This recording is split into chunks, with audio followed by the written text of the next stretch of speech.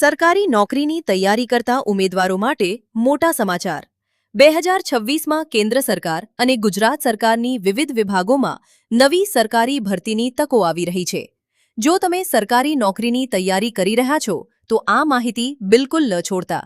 2026માં SSC, railway, banking, post office, police, શિક્ષણ, આરોગ્ય વિભાગ સહિત વિવિધ ક્ષેત્રોમાં અલગ-અલગ ભરતીની જાહેરાતો બહાર પાડવામાં આવી રહી છે।